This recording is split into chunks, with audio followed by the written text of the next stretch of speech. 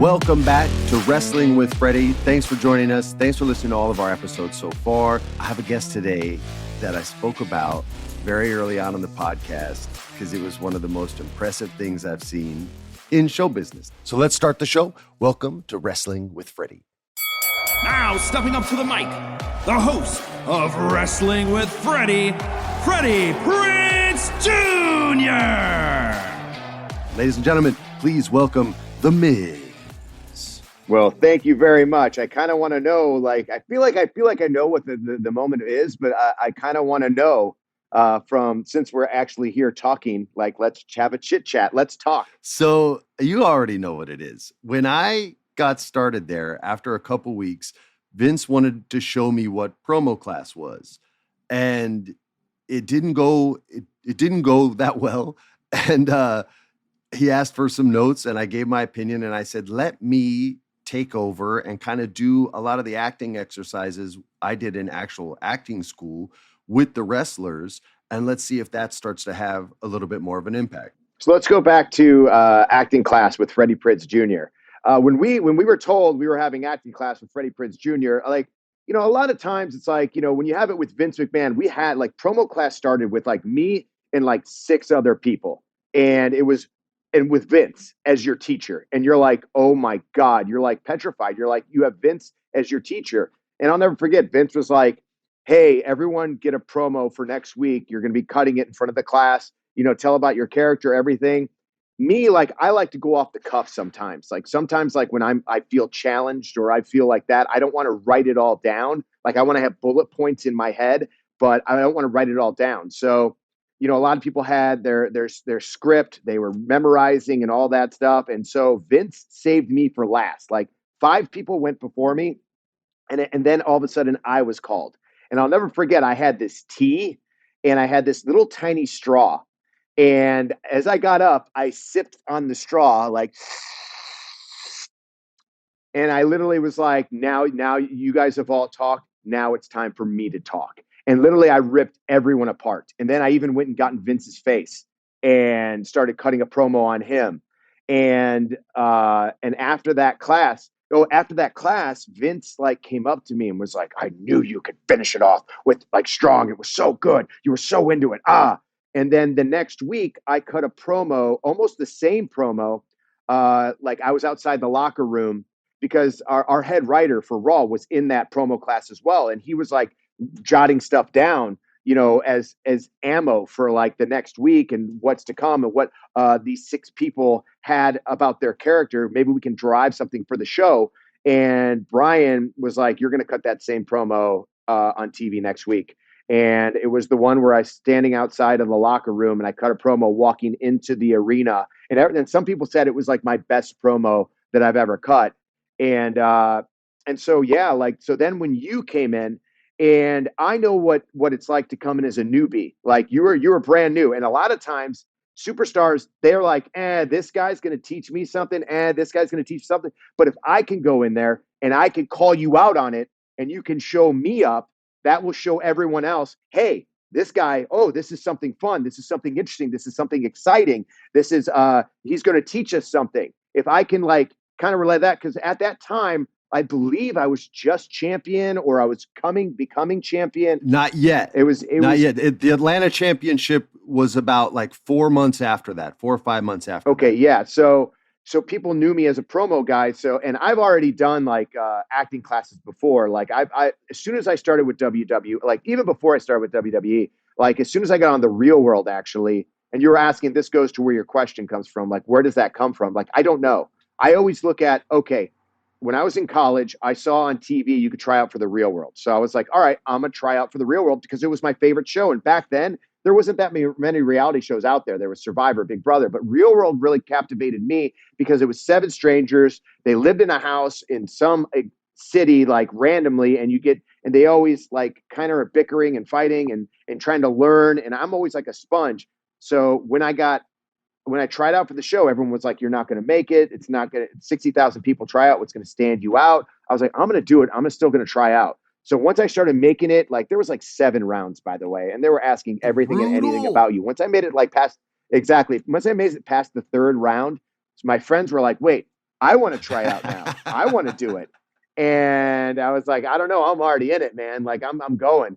And once I made it onto the show, like I'll never forget John Murray and Mary Alice Bunham calling my name out to be one of the cast members of The Real World. I was like, oh my God, like my life is going to change. And it did, because in college, I didn't know what I wanted to do. I had no idea. Like where I'm from in Parma, Ohio, you go to college, you go for business, communications, like all these different things. Like acting was never one of those things. Like it's just not even in the cards.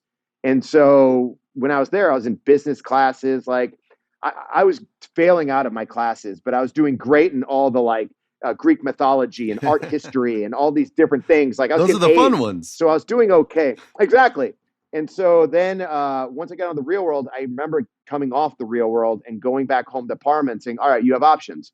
Do you want to go back to college, or do you want to pursue something more than this? And I was never forget, like I've sold the story a million times, but it's a true story. Like I was looking in the mirror and I was like, what do you want to do with your life?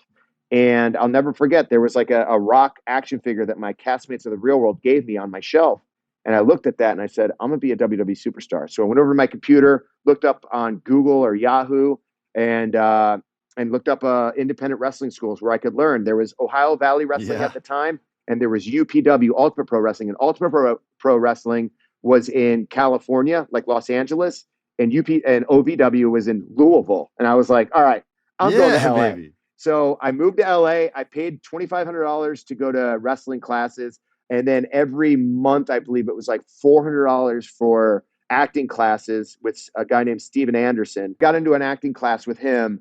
And then also I went to Improv Olympics as well as Groundlings to try to hone, because I try to find all the tools you could possibly have. Like wrestling is professional wrestling, the art of wrestling. Yes, it's in a ring, but it's also acting. It's also improv. It's also all these things. And by the way, while I was doing The Real World and the challenges, making a name for myself, I was making shirts because I saw that, merchandise in WWE was a big thing. And if I could sell merchandise, then maybe WWE would come knocking. It took like 3 years of that. And not only that, but then I also was, to make money, I was doing the challenges, and you didn't make a lot of money like off of doing the challenges unless you won.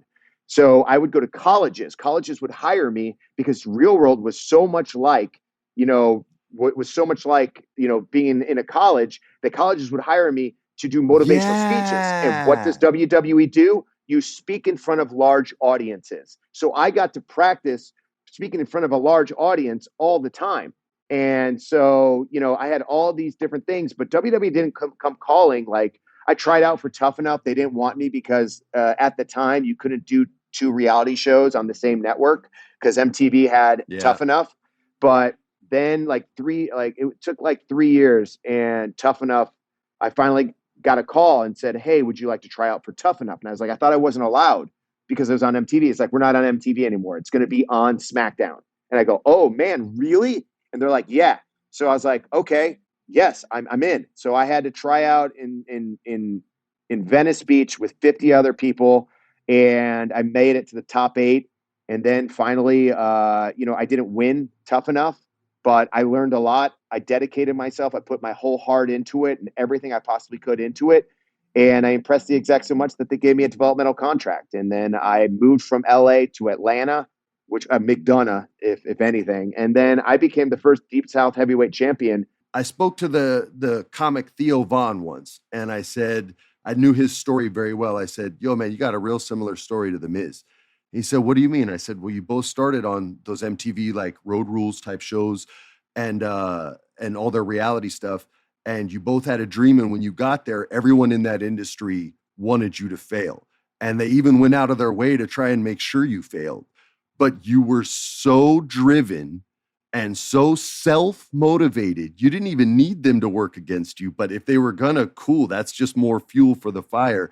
You were on Dancing with the Stars, 2-time champion, well, a lot of belts, but 2-time WWE champion, a bazillion titles with Morrison.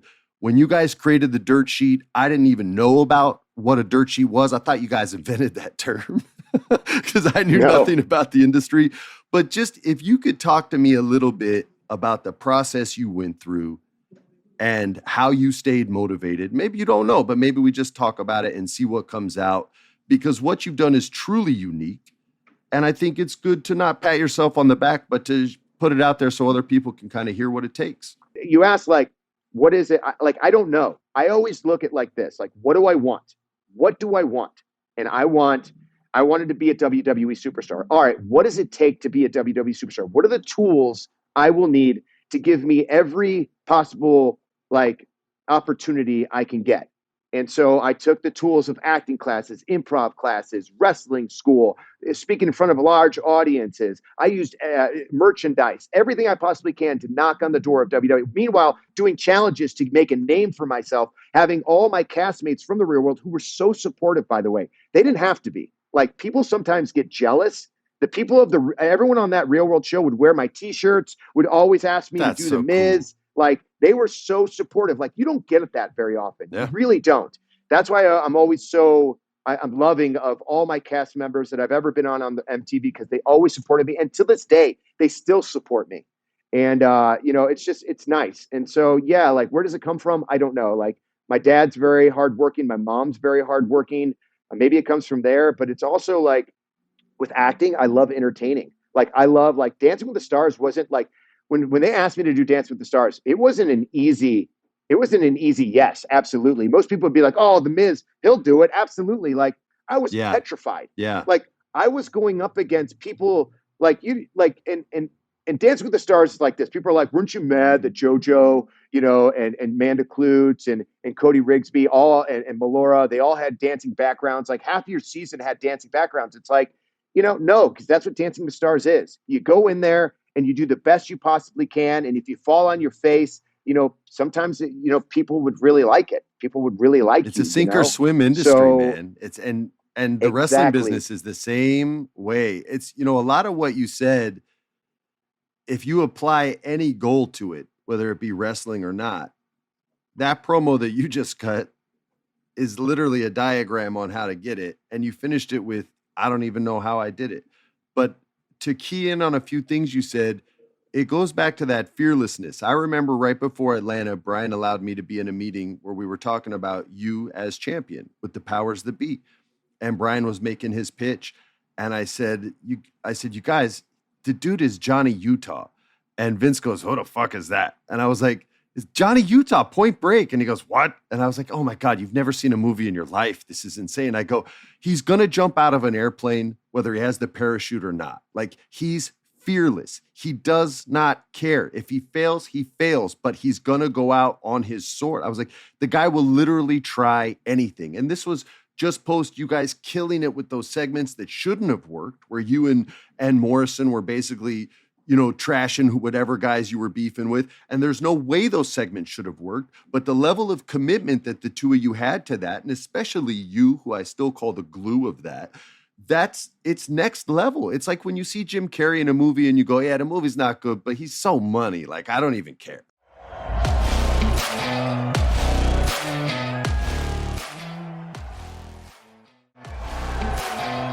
Yeah, you want to watch him, like, no matter what. Like, some people critically criticize him, but honestly, I love Jim Carrey. I love everything he does. You'd always talk about Liar Liar and his commitment to writing down and messing with his hand. Like, I'll never forget that. Like, acting class, believe it or not, I was taking notes, my friend. You said you're a sponge. You said it. You're a sponge, man. You have to be. If you want to be in the entertainment industry, you have to be a sponge, and you have to be willing to, like you said, fail. Like, you're right. And as much as you said, like, I was the glue of Miz and Morrison, that's not true. Tell me. Morrison is such an out of the box thinker. Like, he would think of the most odd, weird things that aren't supposed to work, and then we would come together and make them work.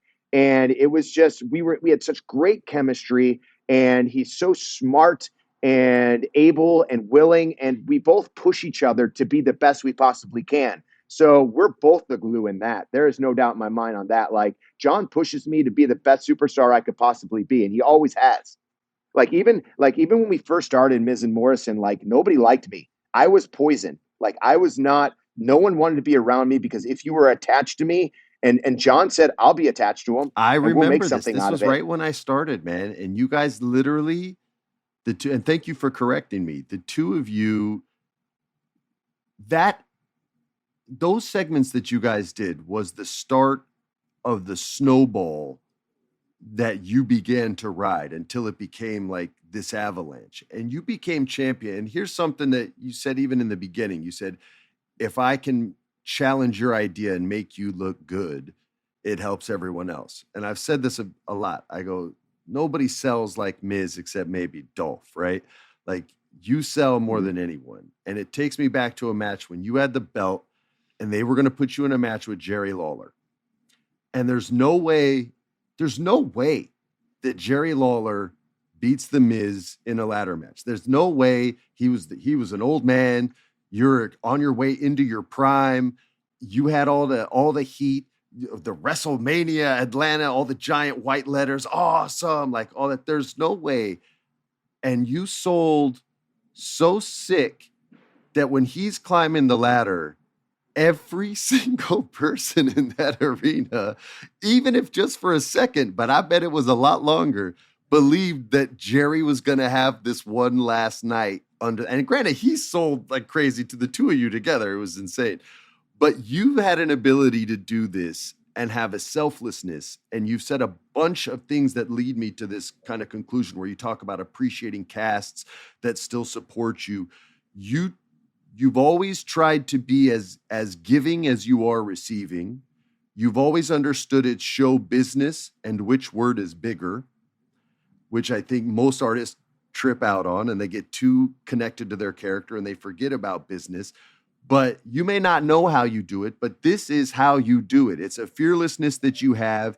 It's an ability to separate yourself from the business and kind of look at things logically, which I, in my 20s, could not do at all and failed miserably and didn't figure that out to my 40s. But you've been able to do it on a massive scale, man. And now you have Miz and Mrs. You guys are on again in when? The spring? Yeah, we're at 2022. We're coming back with the third season. So yeah, Ms. and Mrs. has been kind of my baby, man. Like I when I first started Ms. and Mrs., I didn't really like when they first pitched it to us, I was like, I don't know, man. Like, back in the day, I don't know if you've ever had this. Like you get casted. Like I remember when you would get cast as the pretty boy, like rom-com type of thing. But I imagine when you were there, you were like, wait, like I want to do more hard hitting. I want to do more serious. I want to do more drama, but they won't cast me in that. So when I was on a reality show, like once you're in a reality show, like you're that guy. You're the reality guy. Like you're the reality guy. And it takes a lot to get that people stop thinking to you as a reality guy.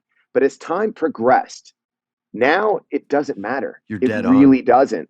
Like it doesn't, like I will be a reality guy and still do movies and still host and still, I'll do, like some people were like, Dancing with the Stars. Back in the day, you couldn't do Dancing with the Stars because it's like, you shouldn't do Dancing with the Stars. Take it back even further. But now you go back even further. Yeah. It used to be actors don't do commercials. And then Catherine Zeta-Jones said, I don't give a damn what you say. And she did the first T-Mobile commercial. And then the second one was Dennis Franz, and his was a joke. I don't do commercials in a commercial. And it opened this business evolves so fast.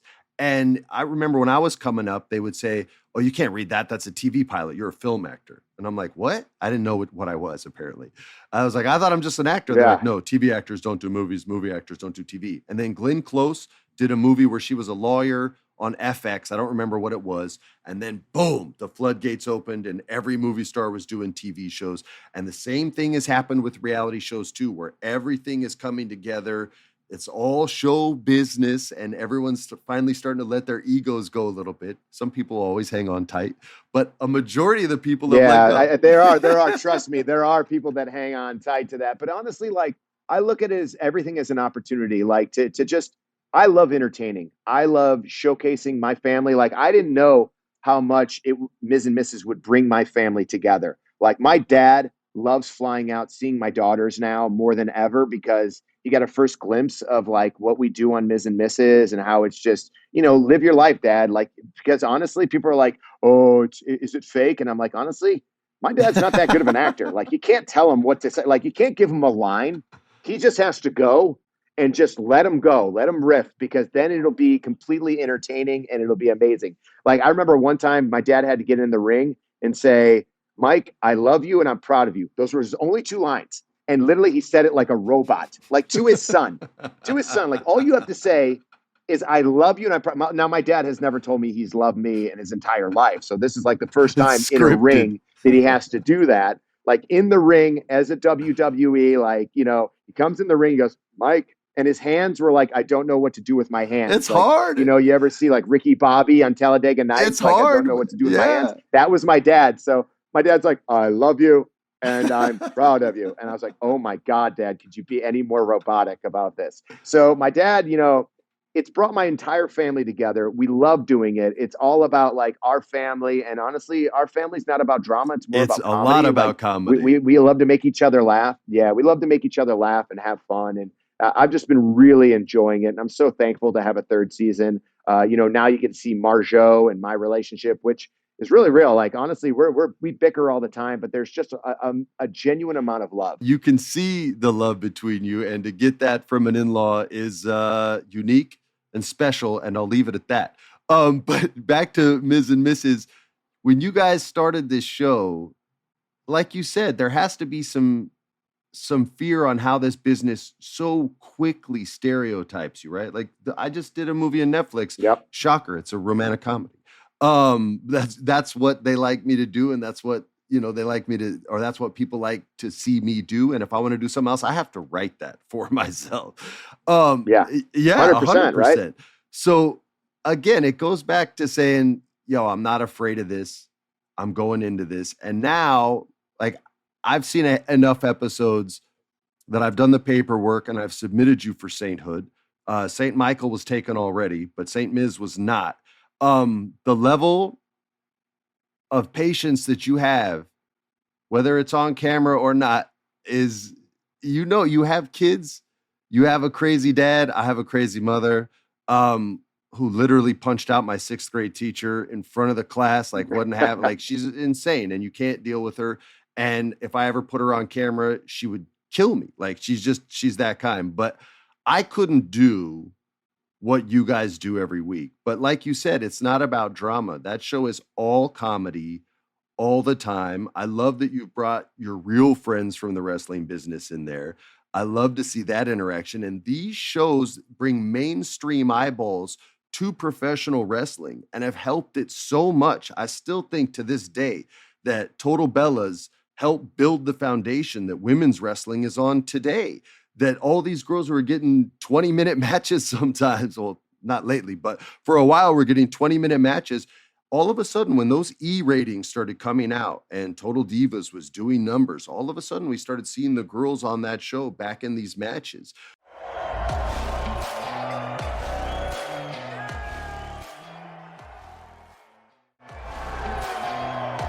Mainstream eyes seeing what wrestling is and finding a personality they can connect with is so important. I want to close on this, and it's directly connected to professional wrestling and what's going on right now. When I worked there, one of the nicest human beings, one of the kindest men, and one of the people that I was so happy for when he found a wife and children was Edge. Why you got beef with my guy, dude? Like, I love Edge. I love Edge. Why you got a problem with Edge, man? There's no denying Edge's talent. Edge is one of the most decorated superstars in WWE history. And if you know anything about me, I'm all about respect. And no matter how hard I try, no matter what I do, it always feels like I'm overridden. Like everyone just, you know, puts me aside. And to take out and beat a person like Edge, a superstar like Edge, who is decorated, who is respected, if you beat him, then they can't help but respect you. The fans, critics, everyone. Like everyone's always like, "Yeah, Miz, he's great on the mic, but his matches are just, you know, they're just Whoa, what who they says are." that? And Who so says that? I don't. I read them a lot. Trust me. Maybe not you, but you know, you read into things a lot, and so all you want is respect. And when all you want is respect, you want people to cheer you, to pat you on the back, to, you know, because when you've heard you suck for 16 years, you know, you just want you just want, people to be like, maybe he doesn't suck. Maybe he is really good. Maybe he deserves our respects. Maybe he does deserve a bigger cheer and a bigger chant than Edge, because Edge comes back, every other month and he gets this big return. And then there's The Miz, who doesn't get this big return. Yep. So, that's what I look at. Like the first time first time ever, like even when I was injured, I was in a wheelchair for the 2 months I was injured. You know what I mean? Like I was still on TV each and every time. And so when I made a comeback, I was like, oh man, I made the comeback. Here we go. Let's go. And I was like, yeah, I don't really have one. Edge is getting the comeback this week. I'm like, wait, I'm ready to go. Like, screw it. I'll just interrupt Edge. That's what I'm going to do. And that's what I did. And now here we go. I beat Edge. I feel like I'll get the New respect Year's I Day. deserve. You're going to put it on him. Yeah. I mean, New Year's Day. I mean, there's what better way to start 2022 than beating one of the most highly decorated superstars in WWE history. Man, you have my respect. And just so you know, they hate you because you literally have everything. You have and a very punchable face. It's just because good-looking dudes, they want to punch in the face, man. Get used to that. I had to go through that before I got old. And one day you'll be old too. Listen, brother, thank you so much for being on the podcast. I appreciate you. It's so good to see you. I'm not saying I'm proud of you because that's almost disrespectful. I'm just impressed by you and all the choices that you've made with your career, and getting to sit back and kind of watch as a fan and not connected anymore. It's just impressive every step of the way. You literally go all in on every single frigging thing you do. It is a shining example for other creative people out there, whether you're a wrestler, a writer, a sculptor, a video game streamer. I don't care what you do. You're a shining example of showing the type of dedication and fearlessness necessary to succeed in business, man, in show business, in entertainment, which is something you love. So thank you, brother. Well, thank you very much for having me. And it's always an honor. Honestly, I'll never forget, promo classes, acting classes with you. They were always a blast. And, I'm glad that, we're able to get on this podcast and actually have a conversation, because I feel like I don't talk to you enough anymore. You guys work more than stand-up comics. It's hard enough having friends that are comedians. You guys work more than them. So it's tough, brother. But just know, man, big love and big respect, and I appreciate you, brother. This has been a production of iHeartRadio's My Cultura Podcast Network.